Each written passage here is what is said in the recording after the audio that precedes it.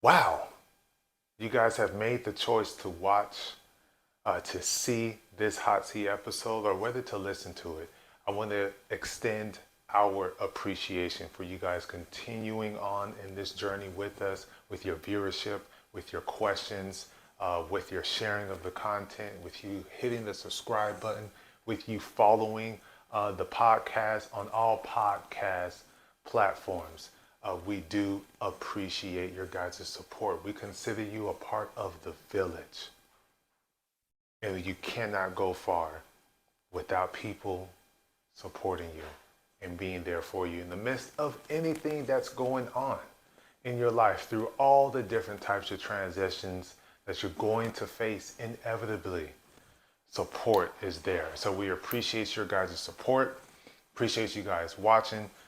For those who are new, make sure you hit the subscribe button right there on YouTube. Hit the follow button across any and all just about podcast platforms. We really, really do appreciate you guys. Without further ado, let's get into the episode. What's up, everybody? It's your boy Flo. Welcome to another hot seat episode. Yes, it's just Flo. There is no Q. We're going to discuss that as we get through this. But I cannot think of any story time to specifically share with you guys today because there's so much to get into. But there is a thought, there is a premise behind this approved episode. So I want to share this. This could be the story time.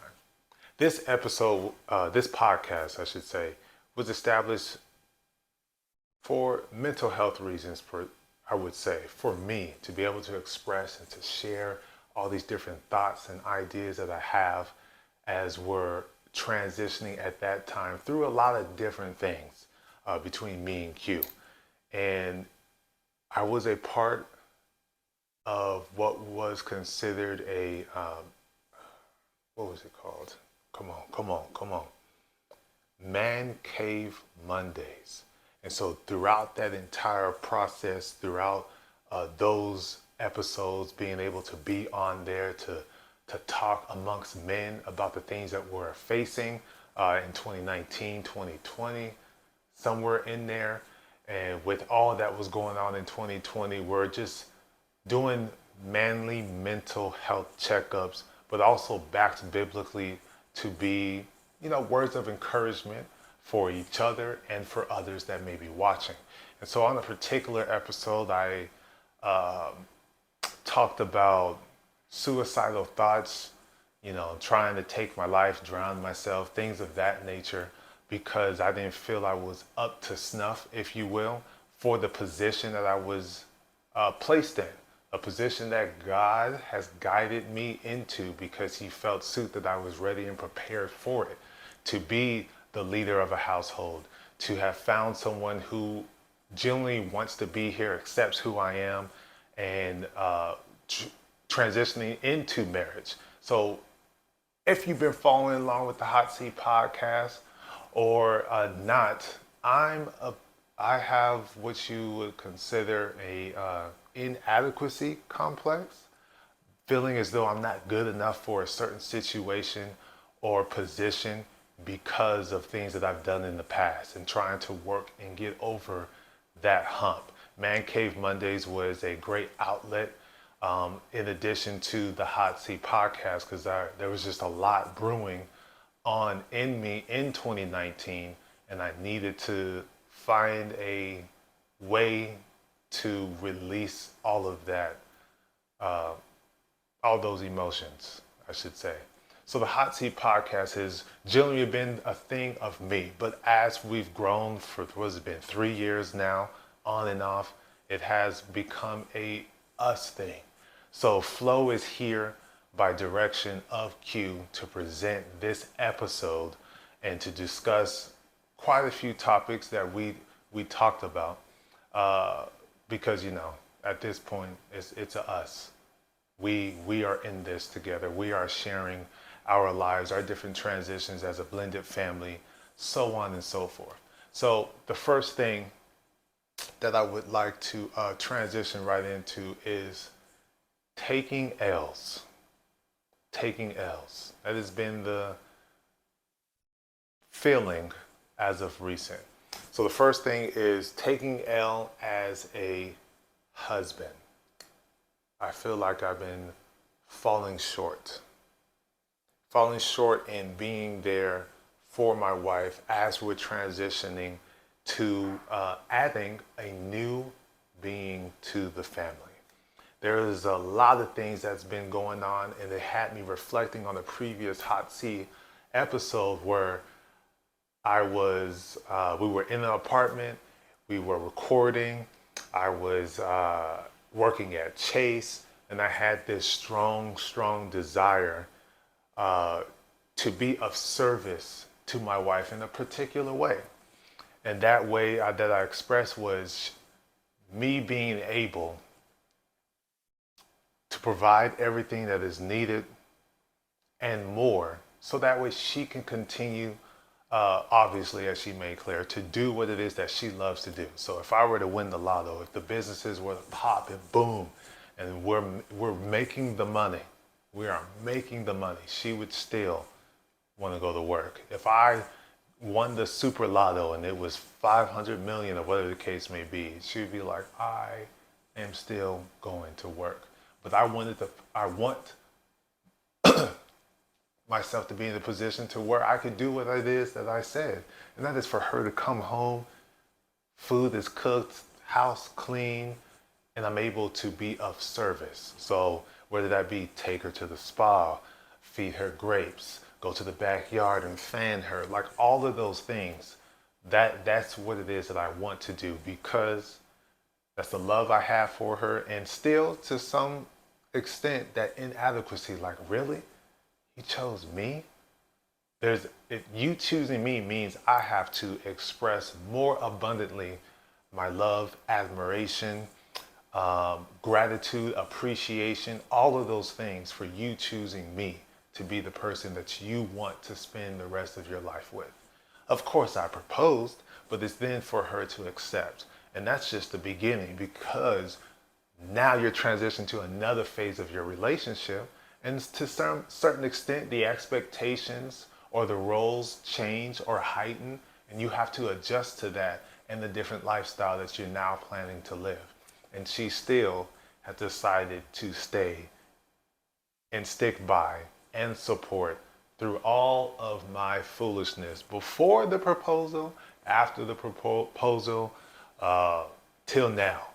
So having gotten to that point, and it's causing, some mental anguish a little bit, but that's not it. Taking an L as a parent, I feel like I'm taking an L as a parent, because to that same extent, being able to service and provide and support my wife in the way I want to, and I'm hoping I'm doing it in the way that she wants to, but also the kids. Yvonne's finna turn 13, Ray is 12, Achilles is 7. By next year, we'll have a 1-month-old, an 8-year-old, a 13-year-old, and soon to be 13-year-old. And that means time is ticking, and we're getting closer to that date. We're getting closer to that age of maturity, of teenagehood, of understanding what it is that you want to do in your life, for your life, and for us as parents to put them in a position to be successful, whether it be the dance, the gymnastics, the sports, the cheerleading, the track. And having at this particular point in our life to hold some of that back has hurt, my feelings, because they worked hard. They worked hard for that track, for the track team, and they qualified for USATF Junior Olympics. They qualified for AAU Junior Olympics, one in Oregon, the other in Iowa. This is our first year doing it. They've been training all year long, and to qualify for that because of the efforts and work that they put in and then to financially be in a position not to send them hurts my feelings. And it's got me feeling like, man, I'm not doing enough. I'm not receiving a W in the realm of manhood, of fatherhood, of husbandry. What is it that I got to do to get to that point, to get our family in that position? Because I feel as though I'm doing everything, but obviously I'm not doing everything because we're not there yet. We're not completely done with the house. I want the house to be done so that way the kids can utilize the yard, so that way Q can enjoy the front yard that she wants to have, enjoy the back patio area and the deck that she wants. To be able to provide that, and then my way of thinking is knowing me being able to do that is not only providing a sanctuary for my family, but it's also providing for other families, because you have to pay someone to do those things. And because I'm not in a position to do so, it's just, for me, it just keeps trickling.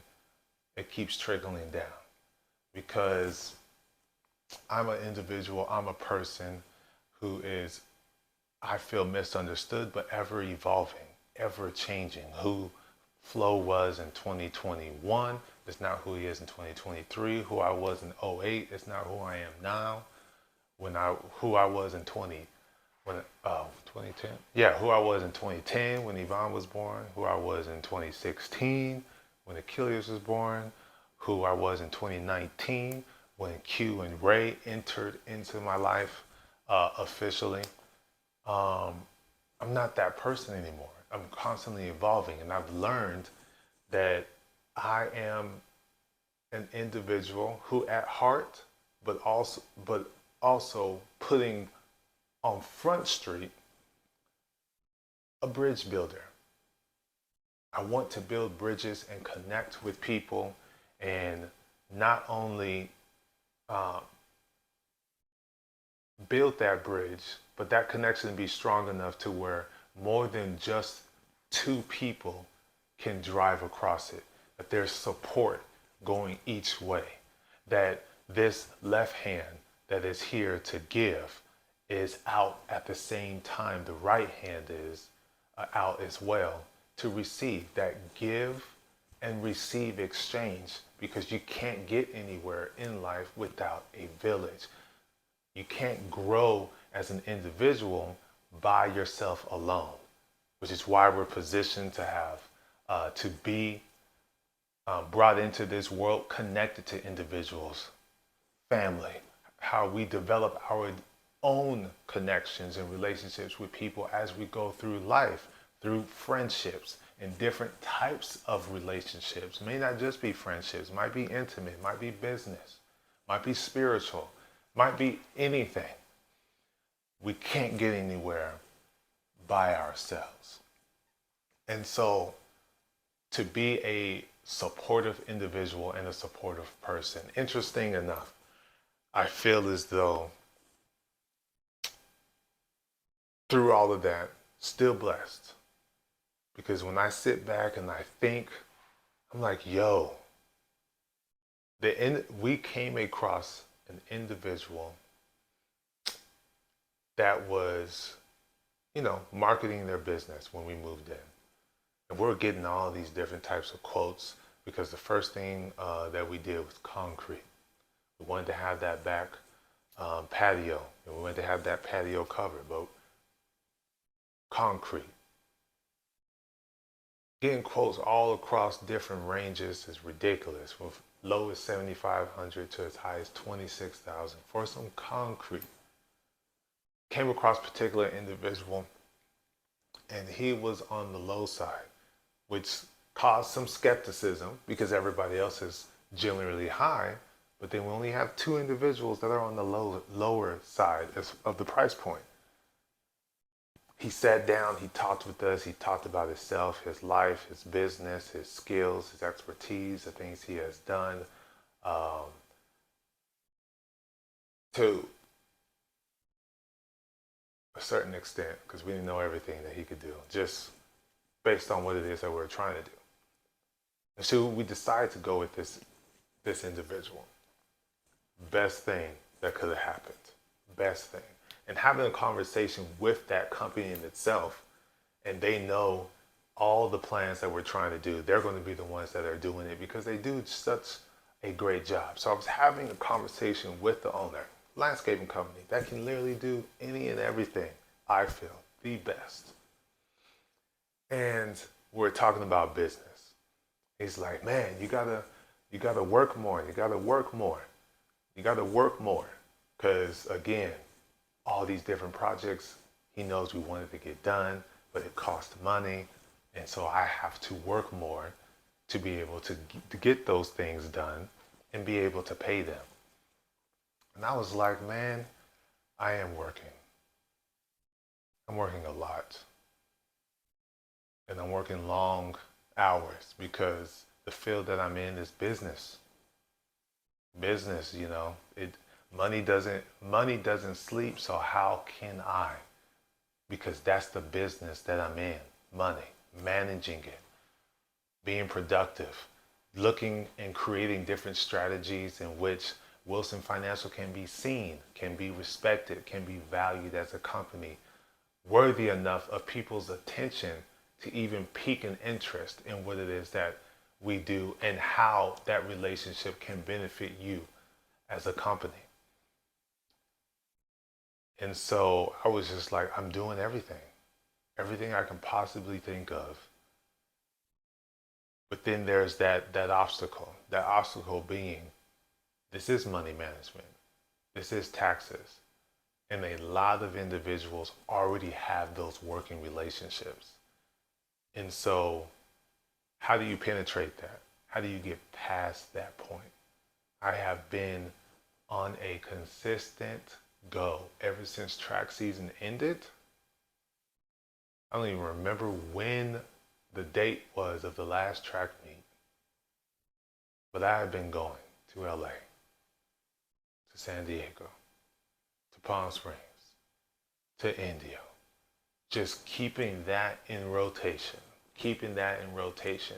trying to get things established, get things situated, get things rectified, fixed, improved, attain new clientele all across the board, just working my patootie off, just trying to get it, trying to get there, trying to get to that goal, trying to get that client count that I need for the year and keep hitting that number every single year. So that way I'm able to help more people with their business, but also on my side of the table, I'm able to add more people to help more people who are supporting this company, Wilson Financial. And so he was like, yeah, so you just gotta keep going at it, because your field is different. A lot of people have that stuff already. And so when I left that conversation, I appreciated the encouragement. They're gonna do another small little project for us. And I appreciate them because they're going at the pace that we can go. Because as you guys know, the craziness we've been dealing with and having to make difficult decisions financially, so it's not free flowing, but I need it and I want it to be free flowing. But the only way I can do that is by continuing to do the work, continuing to build those bridges and connections, because I'm telling you, it is not easy. It is tough. But support is the key word. And that's what I want to transition to, supporting. It's the only way you can get anywhere, is through support. But this pregnancy has been a wonderful surprise. We talked about it. We didn't know if it was going to be able to happen. Kind of lost hope. Then all of a sudden, here it is. It's here. But I guess being more in tune with this, because like I said, I'm pregnant too, going through my little body changes and struggles and cravings and things of that nature. But I guess being more connected to this, my eyes are opening more to the dangers of pregnancy. Like, I'm feeling a certain way, but the way in which I'm feeling is because of, yes, the actions that we decide to partake in, the loving, caring moments, but still, the egg can be there all day long, until the sperm decides, to get there, and then they start cooking and making, the baby. So I feel some semblance of responsibility on this and the struggle that it is slowly becoming because of the ethnicity that we are, being black, because she is a woman, because she is above the age of 30, and I always forget how old she is, but I'm just going to say 30 plus, and being a black woman and having a thing called fibroids that increases, that what do they call it, high risk pregnancy because of these factors, because previous pregnancy, child ray, being underweight. So that's another check mark for high risk. And then to see, physically see, and to hear the pain and struggle here and there because the fibroids grow because of the hormones. So that's just feeding it. And then at some point it could die or may not die, like the fibroid itself. That led to a hospital visit. That hospital visit felt like a whole entire month. And still, what am I doing in the midst of that? I'm driving LA, San Diego, Indio, Palm Springs, Temecula, just trying to grow and also trying to support while she's going through this, increase the level of fear because no one's giving solid answers. I'm over here thinking, what's the worst case scenario? I'm going all the way back to the 1400s, 1500s, when it's even higher risk of any ethnicity to pass during pregnancy. Both pass. One lives, the other dies. All of that. It's all in my head, and not having any answers was tough, to say the least. It's scary because now it's just like, man, the fear creates thoughts, and the thoughts mess with your mind because it's like, what if this happens? What if this, how I'm going to do this if that happens? This is insane. This is ridiculous. How would I be able to manage that and still be able to take care of this? Scary, scary thoughts. And so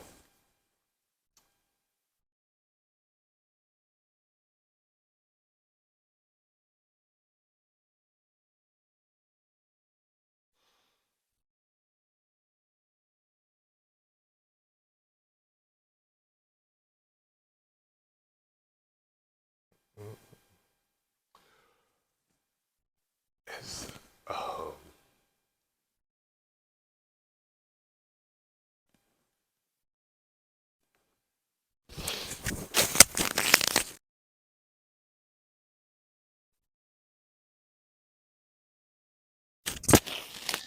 so that's why um, I chose this shirt, because life without him would suck. Not having the belief in him would suck, because dealing with all of that driving and not knowing and seeing pain and feeling slightly responsible for it, you know, challenge, very challenging. And so,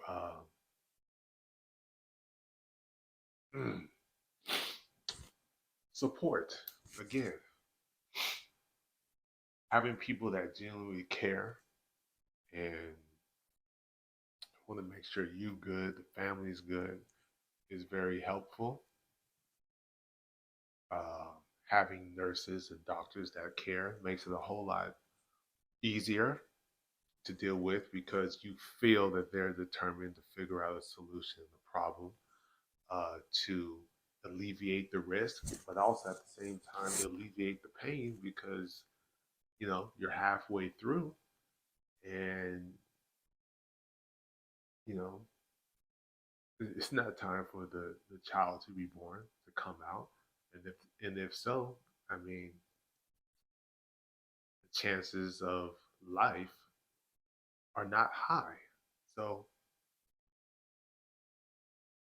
figure out what the problem is, figure out what you know is the best way to alleviate pain because I have a very special wife who's allergic to the world and certain medicines. So it's just like going all natural. And that just, it sucks. It's not cool. But figured out the issue. Don't know the name of the condition because I can't remember at this time. Jesus, had everything. Should have wrote it down so I can follow the format of this episode. Didn't write that down, but at least I can say that it's better, you know, back at the house. She's home, having, more better days than bad days. And at some point in time, it probably be in her best interest to have a partial hysterectomy because of the fibroids and the size and the pain that it's causing. And to stand in solidarity, I will be going into a similar surgery right along with her and get that good old vasectomy because support, because of love, because of, you know, me still deal. I think it's going to be a lifelong thing, the inadequacy thing, and still to be able to look and be like, wow, all of this still here for me, this guy. Really? Me?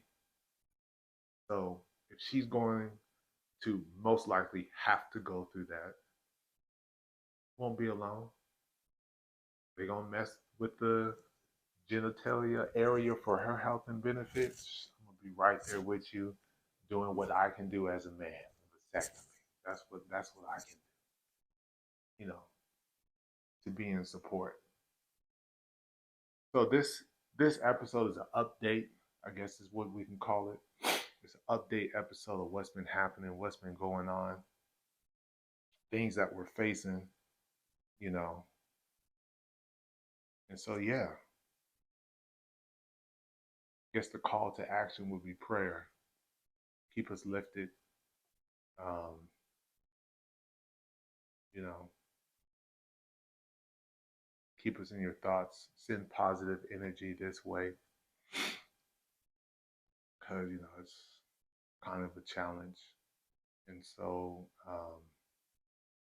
with her going through all that, that means she's going to be chilling at the house. And she gives her little introduction to what COVID was like. Because COVID for her as a registered nurse, she's out there trying to save the lives. So with her being confined to the home, she can get an unusual extended rest. Unusual in the sense that it ain't rest. There is a child in there that is slowly developing, you know. So she gets to sit down for a minute. Her sitting down for a minute means I got to pick up a little bit more than usual. which makes things interesting because scheduling helps. Got 2 middle schoolers now, so that's one school. You know, drop 2 off. Actually, it's the same thing. I don't know why I said that. Because literally, Ray and Achilles were at the same school. So now, it's still 2 schools. That was tough.